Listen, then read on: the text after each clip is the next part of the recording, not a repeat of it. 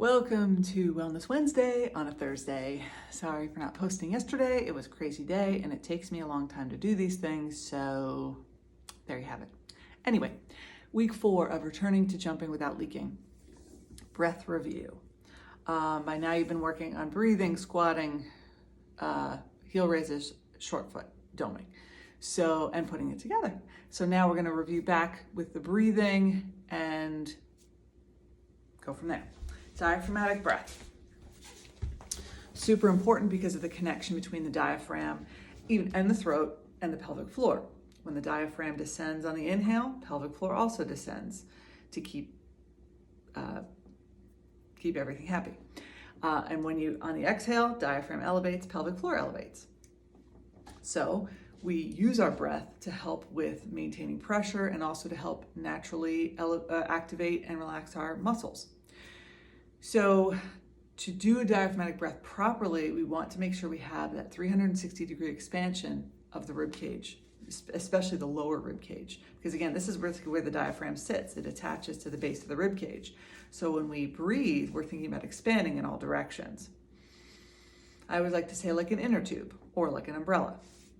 I'm not going to go over it big time here. I have a longer video on facilitating the breath and really make sure you're getting that expansion in all those directions that I'll link to. But what I do want you to do this week is to really focus in and see if you can feel that connection between your diaphragm and pelvic floor.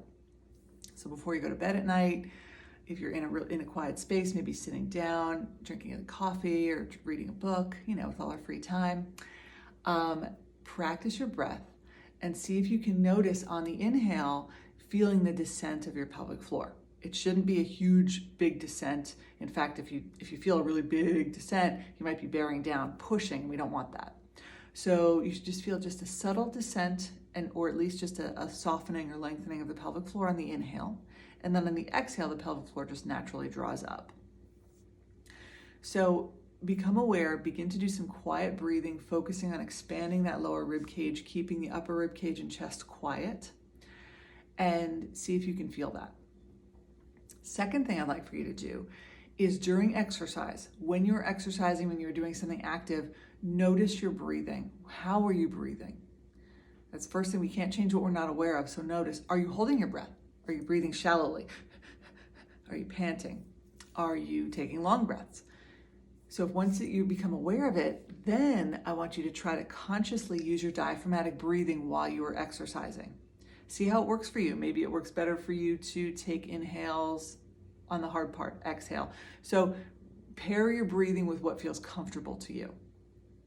And then third, I want you to, again, bring that diaphragmatic breath into the squat heel raise that we've been working on with that doming, meaning that you are going to practice that inhale on the way down, exhale on the way up. Inhale the way down, exhale, root the toes on the way up.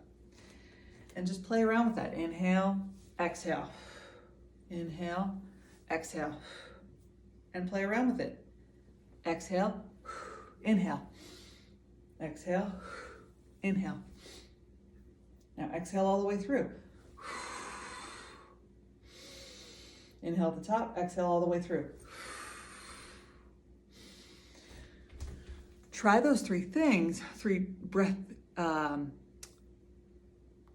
different examples of breathing, and see what feels best to you. See what feels most comfortable, see if you don't have leakage with one of those, and then try to bring that into your workouts.